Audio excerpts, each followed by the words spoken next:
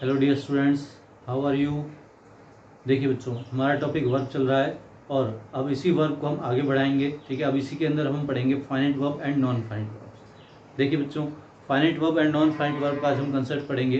देखिए, finite verb वह verb होती है जो किसी सेंटेंस में अकॉर्डिंग टू सब्जेक्ट यूज़ की जाती है, उस वर्ब को हम कहते हैं फाइनाइट वर्ब। ठीक है, वह वर्ब जो किसी सेंटेंस में अकॉर्डिंग टू सब्जेक्ट यूज़ की जाए, उस वर्ब को फाइनाइट वर्ब कहा जाता है। ठीक है, the verb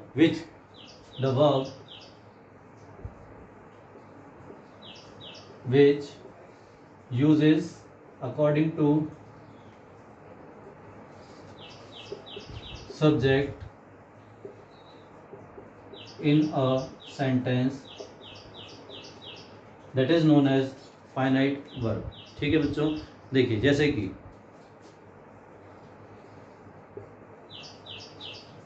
Ram pledge football daily.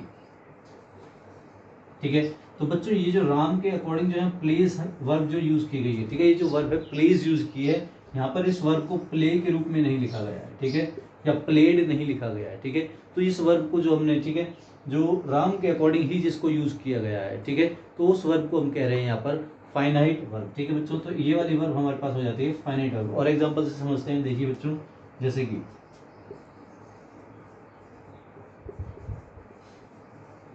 The children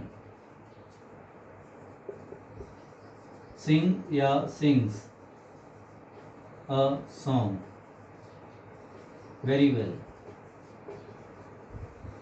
हाँ जी बच्चों, तो द चिल्ड्रन। अब आप देखिए कि आपका जो सब्जेक्ट है बच्चों, ये देखिए सब्जेक्ट आपका कैसा है, सिंगुलर है या प्लूरल है। ठीक है, अगर आपका सब, हाँ बच्चों देखिए, अगर आपका जो सब्जेक्ट है, ठीक है, वो देख रहे हैं आपकी, ये सब्जेक्ट आपका प्लूरल है। ठीक है बच्चों, तो इसके साथ आप प्लूरल वर्ब का ही यूज करेंगे। ठीक है बच्चों, तो उस केस में जो ये वर्ब अकॉर्डिंग टू सब्जेक्ट जो वर्ब यूज की जाती है बच्चों, उस वर्ब को हम कहते हैं फाइनाइट वर्ब।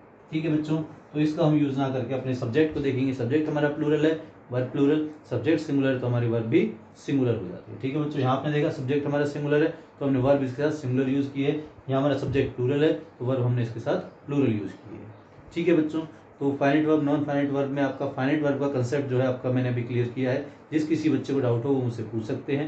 ठीक है, चलिए अब मैं आगे बढ़ता हूँ नॉन फाइनाइट वर्ब की ओर। ठीक है बच्चों,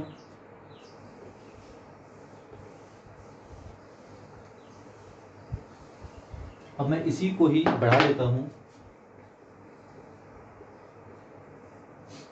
नॉन फाइनाइट वर्ब। देखिए बच्चों, जो नॉन फाइनाइट वर्ब होती है, ये वो वर्ब होती है जो किसी सेंटेंस में अकॉर्डिंग टू सब्जेक्ट यूज नहीं की जाती है। ठीक है, वह वर्ब जो किसी सेंटेंस में अकॉर्डिंग टू सब्जेक्ट यूज नहीं की जाती है, उस वर्ब को हम कहते हैं नॉन फाइनाइट वर्ब। ठीक है, जैसे कि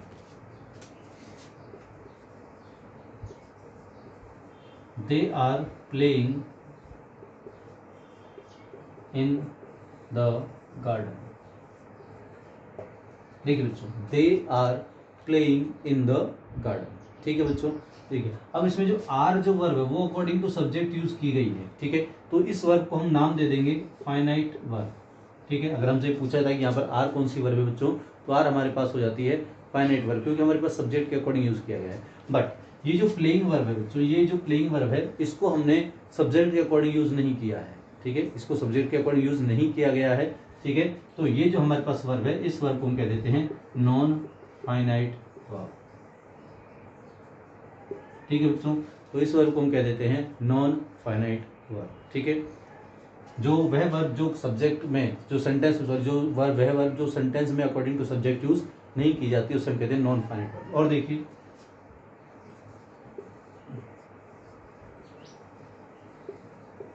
she was cooking the meal. ठीक है, she was cooking the meal. तो बच्चों यहाँ पर ये जो वर्ब आप समझ चुके हैं, ये फाइनाइट वर्ब है, क्योंकि अकॉर्डिंग टू सब्जेक्ट यूज किया गया है इसको। बट ये जो वर्ब आप देख रहे हैं, ये नॉन फाइनाइट वर्ब कहलाएगी, जस्ट बिकॉज कि इसको अकॉर्डिंग टू सब्जेक्ट यूज नहीं किया गया है। ठीक है बच्चों, तो नॉन फाइनाइट वर्ब का जो आपको मैंने डेफिनेशन समझाई वो आपको समझ में आ चुकी है। ठीक है, अब मैं आपको इसके पार्ट्स के अंदर लेके चलता हूँ कि जो नॉन फाइनाइट वर्ब है उसके पार्ट्स कौन कौन से होते हैं। देखिए बच्चों, जो नॉन फाइनाइट वर्ब होती है वो बेसिकली 3 पार्ट्स में डिवाइड होती है। ठीक है, नॉन फाइनाइट वर्ब को हम 3 पार्ट्स में पढ़ते हैं। हाँ बच्चों, तो कोई बच्चा ऐसा है जो मेरे को इसके नाम बता सकता हो, जैसे कि, चलिए कोई बात नहीं। इन्फिनाइट।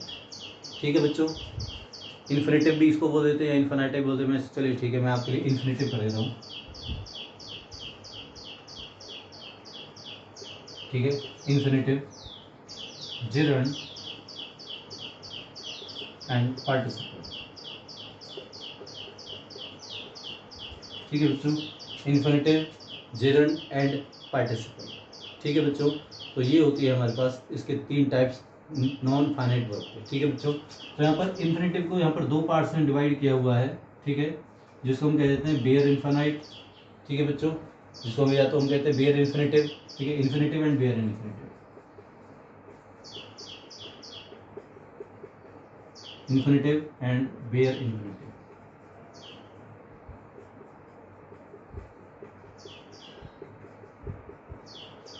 ठीक है बच्चों, infinitive and bare infinitive 2 parts में डिवाइड होती है। इन्फिनेटिव होती है जहाँ पर हम टू के साथ V1 का प्रयोग करते हैं। ठीक है, जहाँ पर 2 + V1 जो आपको दिखाई देती है बच्चों, उसको हम कहते हैं इन्फिनेटिव। जहाँ पर ओनली V1, ठीक है, ओनली वर्ब की फर्स्ट फॉर्म जो यूज की जाती है, that is known as bare infinitive, यानी कि it is without to, without using to, उस वर्ब को कहा जाता है बेयर इन्फिनेटिव। ठीक है बच्चों, देखिए जिरंड जो होता है, जिरंड को कहा जाता है V1 + ing, वर्ब की फर्स्ट फॉर्म के साथ ing, that is known as gerund.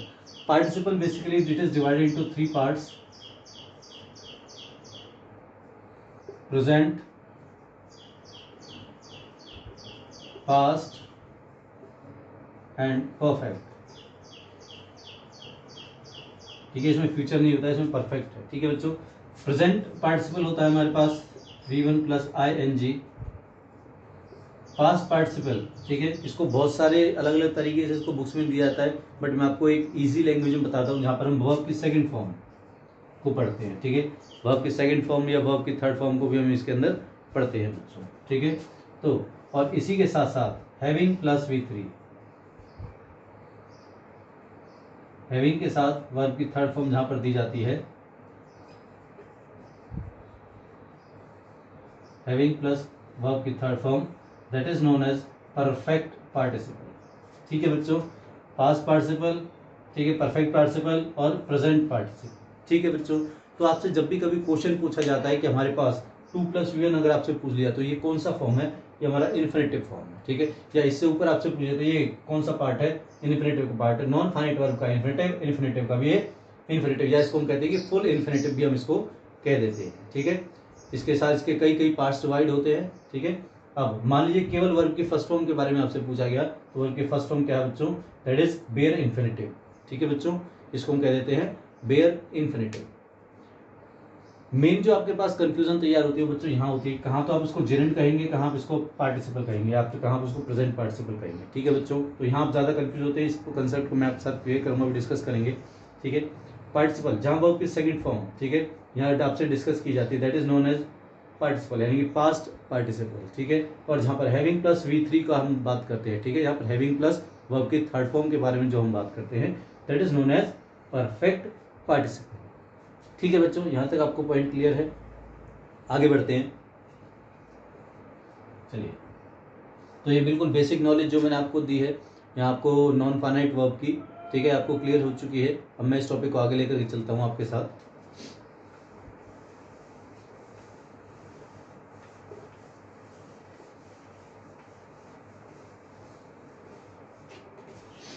देखिए बच्चों, अब हम देखेंगे सबसे पहले इन्फिनेटिव।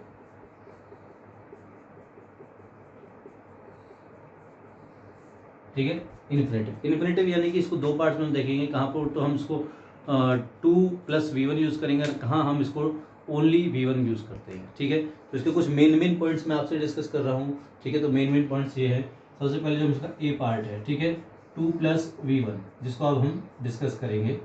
ठीक है, तो वो ये है इसका फर्स्ट। ठीक है, इसका फर्स्ट पार्ट ये है कि एज अ सब्जेक्ट, ठीक है, as a subject 2 + V1 as a subject हम यूज करते हैं, जैसे कि to run is a good exercise,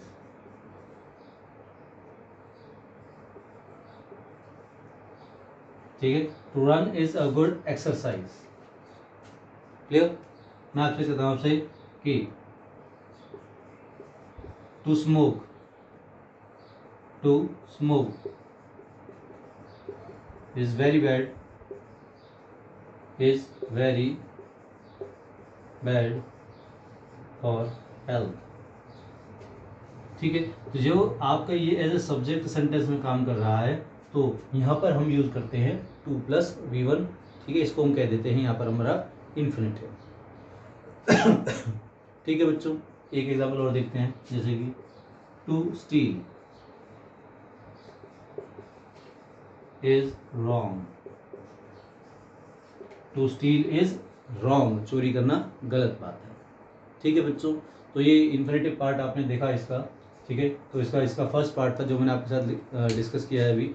अब मैं नेक्स्ट पॉइंट की ओर बढ़ता हूँ। यहाँ तो हमने देखा एज ए सब्जेक्ट, हम इसको एज ए ऑब्जेक्ट भी हम इसको देखते हैं, ठीक है। तो एज अ ऑब्जेक्ट, इसका सेकंड पार्ट है भी as an object.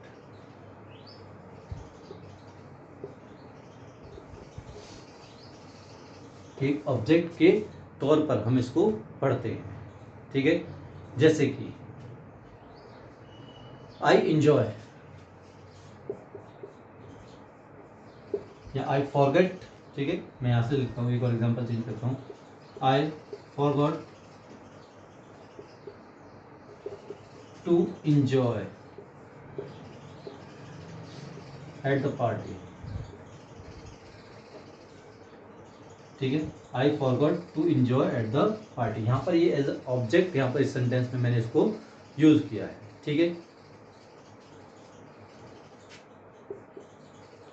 They decided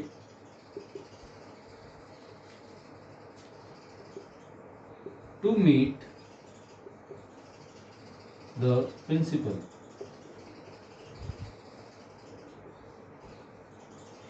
They decided to meet the principal, ठीक है बच्चों। तो ये जो मैंने यहाँ पर टू प्लस V1 जो यूज किया गया है, ये यहाँ पर एज एन ऑब्जेक्ट मैंने इसको यहाँ पर यूज किया है, तो ठीक है बच्चों। ये आपको कुछ क्लियर है, ये वाले पॉइंट्स आपको कुछ क्लियर हैं, ठीक है।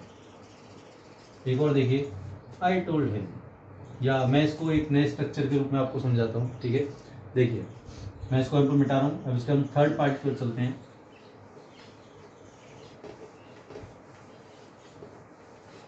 अगर मैं आपको बताऊं बच्चों, तो कुछ इंपॉर्टेंट वर्ब है जहां पर हम, ठीक है, टू, उनके साथ हमेशा हम टू का प्रयोग करते हैं। जैसे कुछ वर्ब हैं जैसे कि अग्री,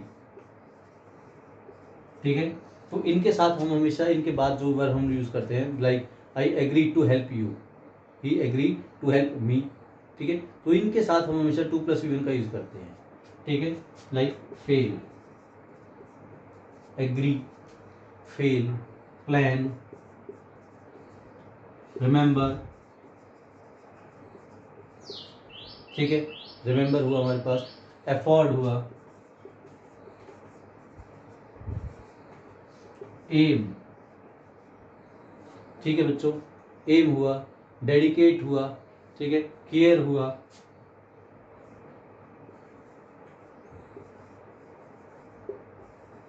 डेडिकेट हुआ, एम हुआ, केयर हुआ, ठीक है, अटेम्प्ट हुआ, ठीक है। तो इस टाइप की जो वर्ब्स है, ठीक है, इन वर्ब्स के साथ हम हमेशा सेंटेंस में टू प्लस V1 का प्रयोग करते हैं, ठीक है। जैसे कि देखिए एग्जाम्पल मैं आपके साथ डिस्कस कर लेता हूँ।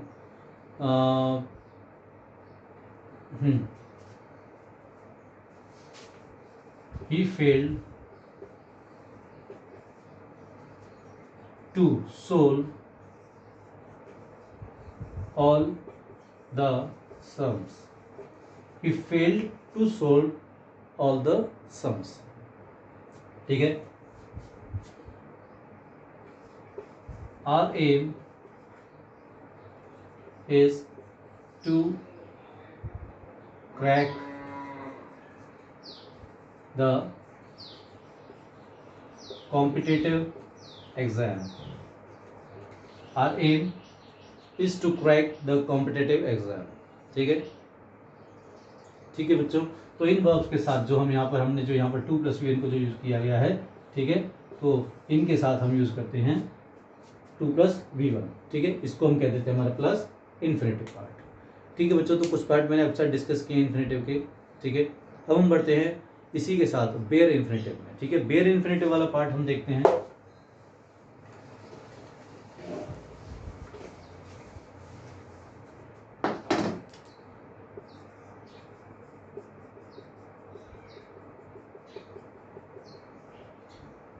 ठीक है, जहां पर आपको 2 + V1 दिखाई देता है वो पार्ट, सॉरी ओनली V1, ठीक है। जहां पर आप 2 उसके साथ से हटा देते हैं, केवल आपको वर्ब की फर्स्ट फॉर्म दिखाई देती है, उसके लिए हम यूज करते हैं बच्चों बेयर इन्फिनेटिव, ठीक है। इसको हम सबसे ज्यादा देखते हैं मोडाल्स के साथ, ठीक है। Modals like can, could, shall, should, will, would, ठीक है, may, might, must, ought to, ठीक है। तो इनके साथ जो वर्ब की फर्स्ट फॉर्म को देखते हैं बच्चों, उसको हम कहते हैं ठीक है, उसको हम कहते हैं नॉन सॉरी बेयर इन्फिनाइट, ठीक है बच्चों। उसको हम कहते हैं बेयर इन्फिनाइट, ठीक है, या बेयर इन्फिनेटिव, ठीक है बच्चों। तो इसके साथ साथ कुछ और मैं आपको वर्ड्स बताता हूँ कि जैसे कि ये तो हमारा फर्स्ट पार्ट हो गया मोडाल्स के साथ। सेकंड पार्ट, ठीक है, ये आप रेगुलर सेंटेंस में डेली आप यूज़ करते हैं, आप नॉर्मल इनको यूज़ कर सकते हैं। मैं आपको बता दूँ कुछ वर्ड हो जैसे लेट हुआ, मेक हुआ, ठीक है, लेट, मेक, हियर, फील, ठीक है, ये हुए। इन वर्ड्स के साथ आप हमेशा ओनली V1 का यूज करते हैं, ठीक है। इसी के साथ साथ हैड बेटर, ठीक है, हैड बेटर हुआ, वुड रादर, ठीक है, वुड रादर हुआ, नो सूनर हुआ, ठीक है, या रादर देन हुआ, रादर देन, एक्सेट्रा। इन वर्ड्स के साथ हम हमेशा ओनली V1 का ही प्रयोग करते हैं बच्चों, ठीक है। देखिए जैसे एग्जांपल्स मैं आपको दिखा देता हूं, देखिए लेट मी प्ले नाउ, ठीक है, let me play now, only V1 use किया है हमने, ठीक है, right. You can leave, you can leave, अब आप यहां से जा सकते हो, ठीक है। तो केवल हमने इसके साथ ओनली V1 का ही यूज किया है, ठीक है। चलिए, तो बच्चों आपको ये पॉइंट क्लियर है। यहाँ पर मैं आपके साथ आज खत्म करता हूँ इन्फिनेटिव का पार्ट, ठीक है। तो नेक्स्ट क्लास में मैं आपके साथ लेकर के आऊँगा, नेक्स्ट क्लास वर्ब की लास्ट क्लास होगी, उसमें हम देखेंगे जिरंड और पार्टिसिपल्स, ठीक है बच्चों, ठीक है। Thank you all.